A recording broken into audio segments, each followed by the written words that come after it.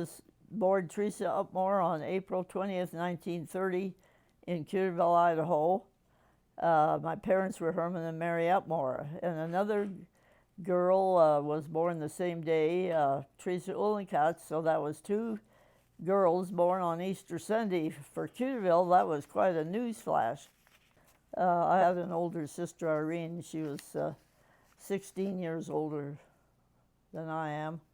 And then I have a younger brother, Bud. His actual name was Edwin. They called him Bud.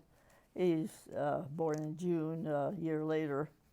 I had an older brother, Gabriel, but he died at birth.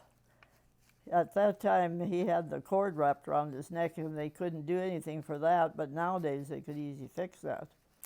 So we lived on a ranch south of Cedarville for the first 6 years. Then it got time for me to go to school, so we moved to Cedarville in a house. And those days, there was no running water in the school, no indoor toilet, no hot lunch. So we walked all the time. And I was at the school, the first 4 grades was in what is now the Cedarville Hall. They had sectioned off the eastern part of that hall and made a one-room school for 4 grades out of that. So I went there for 4 years, and then we moved to another little school, which was a little further east, for the other 4 grades. And we were taught by sisters, by nuns. There weren't any lay teachers at Cedarville at that time. Well, there probably was on some of the other little schools, but not in Cedarville. Lorraine and Loretta and Florence and I were always together. I think for a while we played pinochle during noon hour to have something to do. So that's probably how I started learning pinochle. We never had sports, so we didn't have to worry about that kind of things. So after we got in high school, in our I guess it was world history, Sister Elfrida would show us on the map how the war was going, the Second World War. So every day she'd have a little lesson on the war, which was quite interesting. And of course there was a lot of basketball games. Everybody went to basketball games. And those days girls did not wear pants, so you wore skirts or dresses. And we wore anklets. We didn't wear stockings, we wore anklets. So you couldn't buy nylon, so and to make up for it, we would usually either put some kind of a coloring on our legs, or else just paint a black line on the back of our legs so it looked like we had nylons on. And there was no elastic. You couldn't buy elastic, so we instead of having elastic in our panties, we just had a button so we could button them. And also, you could not buy a car. If anybody wanted to buy a car, they'd have to wait either for months or maybe years, because everything went to the war effort. There was nothing that would help the war effort. So a lot of things were scarce if they weren't at all available. I do remember that there was no funeral home in Cottonwood, so everybody had their the bodies of parents or grandparents, whatever, they would have in their homes. And I remember having my Grandpa Hatke there, and also my Grandma Upmore, and they would be there. Several people, usually men, would stay up all night in the room there and with the body. And they would usually play cards and probably drink beer or whatever and have lunch, things like that. So that was a little different compared to nowadays. When we got electricity, you couldn't believe how bright everything was. Before that, you just had the coal oil lamps, and they did not give out much light. And also, I remember when the indoor toilets came in. Oh, everybody had such a fit about that. Have the bathroom in the house, the toilet in the house? Awful. No, how we could do that?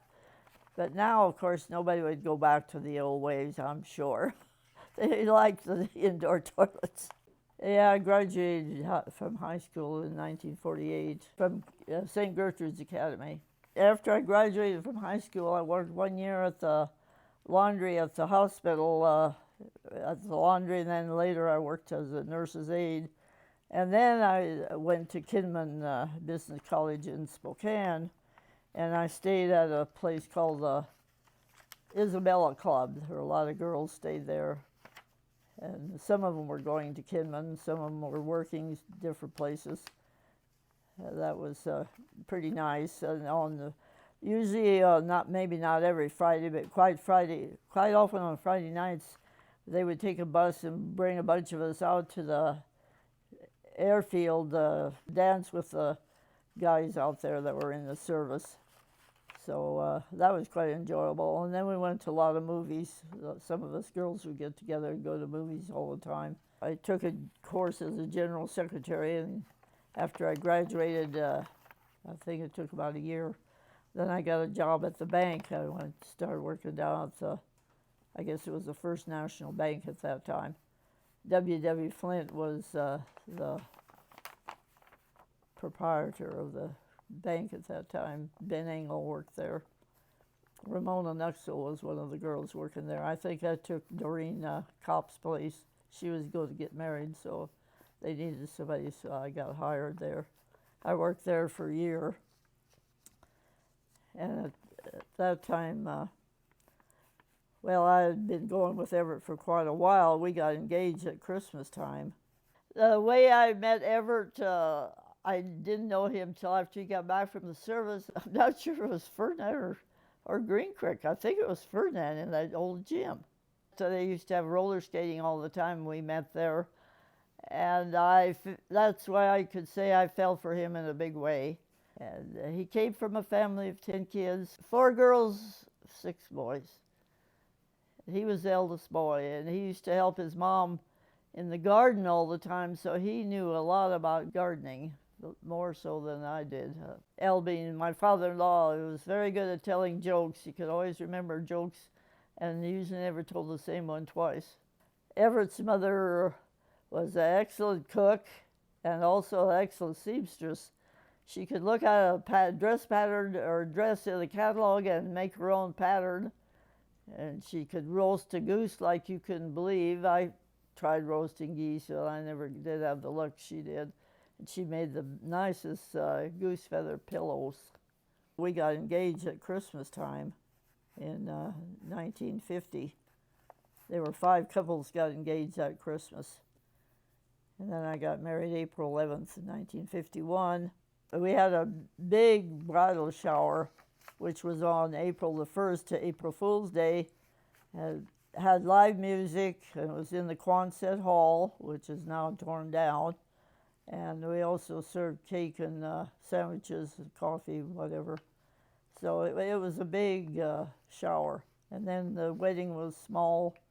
Father Phelan married us. It was a big wedding dance. Everybody gave wedding dances at those times. And at that time, nobody got married on Saturday. You never got married on Saturday. It was either like Wednesday or Thursday usually. And I think we got married on a Thursday, but I'm not positive, but I think it was a Thursday. And Everett, of course, farmed with his dad. And then when we bought that little house close to the Cottonwood elevator, we bought that for $3,600. We thought that was quite a sum of money. Of course, those days you didn't make much money, so I guess maybe it evened out. So we bought that house from the Curtys, and we went in that house for probably over 10 years, 11 years. Carol was born February 20th, 1952, Carol Ann. And she weighed 7 pounds, 11 ounces.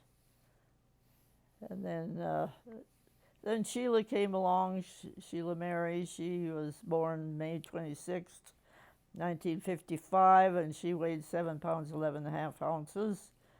And then later, Wanda Lee came along on August 14th, 1957. Then our house was getting too small, so we finally bought another house for different house for my nephew Dick, which I'm still in now. So then Kevin Joseph came along on August 27th, 1964. And then later, Gordon Everett came along on September 16th, 1971. And he weighed 9 pounds, 3 ounces. Kevin weighed 8 pounds, 15 ounces. The most of the idea of the study club was to get together and get out and visit with people after our little religious talk. The men would go in one room and play solo and smoke cigars, and the women would go in the other room, usually maybe the kitchen, and either play cards or else just visit. And then later on, the hostess would serve dessert and coffee or juice, whatever. Of course, usually they had a mixed drink or they had beer or whatever the men wanted. But by the time they got done with their cigars, it was pretty smoky in there. The next week, the house would smell from cigar smoke for quite a while. But there were at least 8, 10 couples. There was Louis and Louis Weimer, Louis and Louis Weimer, Lucille Weimer, Morris and Rita Weimer, Joe and Charlotte Stab, Mike and Dickie Schaff, Sally and Adrian Nuxall, Cletus and Agnes Wemhoff, Jim and Dolores Subert. And we took turns having it at the house, at each other's houses. That was always a fun get-together. And then we also square danced. Verl and Alice Chicane were the big push in that, although Leo and Mamie Tonus did that too quite often.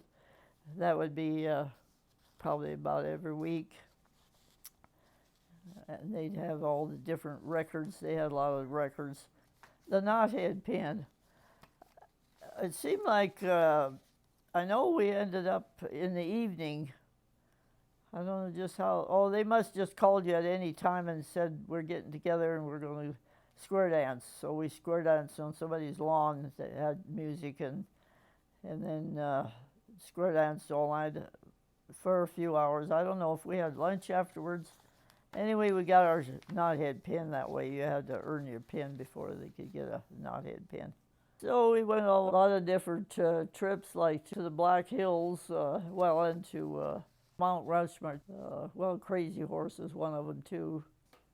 One winter I went to Leavenworth. I asked Hilda Nutman to be my partner, and we had a great time. It was just a weekend, but quite nice. They really decorate good for Christmas.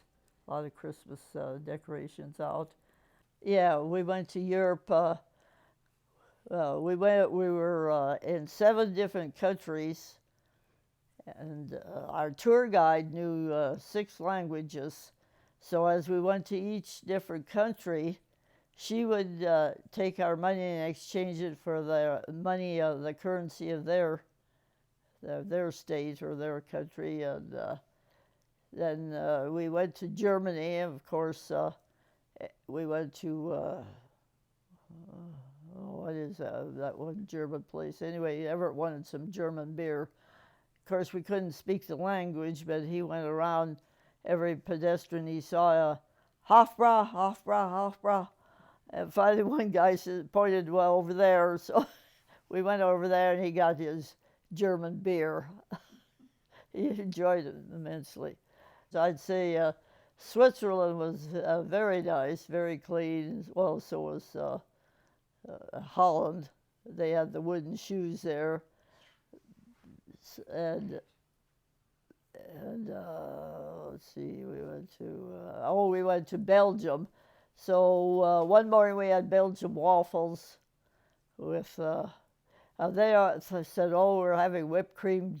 They thought their whipped cream was so good. Well, their whipped cream is about like our egg whites. There's not much fat in it, so it's pretty light and fluffy. But the Belgian waffles, I didn't think were much different than what we make ourselves. But it was interesting seeing what they had there. And they, as far long as we were on that trip, we never did have a green salad. But I don't know if it wasn't the right season for growing vegetables, or if just they don't believe in salads or what. But they also don't have screens on their windows, the places we stayed, so the flying insects could just come in and out as they wanted. There is quite different going to a lot of these places since each one has their own language. If you can't read the language, it's a little bit different, all right. We went on a trip to Alaska with Wayne and Clarissa Huffman. We went to Skagway, Juneau, and Ketchikan. We flew up and then cruised back from Anchorage. One night it was the water was a little choppy, and Wayne got so seasick he just couldn't hardly maneuver. And that next morning, one of the ladies said, "Yeah, she was really sick too. She about puked out her guts. She was so sick." But else the trip was quite ordinary, nothing out of the ordinary. We had, if you go on a cruise, you could figure out you could eat all day long if you wanted. They had 3 sit-down meals. So you had your certain table assigned time and table, and then there was a pizza bar. You could have pizza most any time. And afternoon, I think they had a cookie bar for homemade cookies. Or you could get food order anytime you wanted, like to your room. So if you wanted, you could have. And they always had something going that you could go to. A lot of people spent time in the bar, but we didn't do much of that. We just did other things. And they would stop at these different towns so you could look around for a short time. And that was probably over a week tour. That was in June. They said that day we were there in June, that was the hottest day they'd had all summer. First on, I took care of Everett for quite a few years, and then I had people come in to help, like to put him to bed or get him up, feed him and things, which I would have kept doing, but towards last there was no help to be had, no. And the doctors told me I shouldn't be doing that anymore, but which I would have kept doing if I could have, but there was no good help, so I finally had to put him in a nursing home. He was in there for about 3 years, but it was only 3 people in there, so I think he enjoyed it. It was out in the country, so he was kind of used to that kind of, so, and he passed away. It was a cold weekend, a lot of snow, and it was very cold, so some of his brothers didn't even get to come to the funeral because the roads weren't all that great. He was almost 90, lacking a couple weeks, because his birthday was February 20th, so he only had from January 10th to February 20th, he would have turned 90. I have 14 grandkids and 19 great-grandkids and counting. Oh, and 1 great-grandchild on the way. Yeah. So, and I have a good family. They're all so good to me. So, and I don't know what kind of advice to give you. Just try to stay obey the laws as much as possible. Hopefully they'll keep on like they are. You just never know the way the country is nowadays. It's not getting any better, that's for sure. Well, anyway, don't forget about the Lord, because if you forget about him, he might forget about you too. He won't know who you are. Even if you don't belong to the Catholic Church, you can still pray. There's no guarantee it'll work, but you can always pray.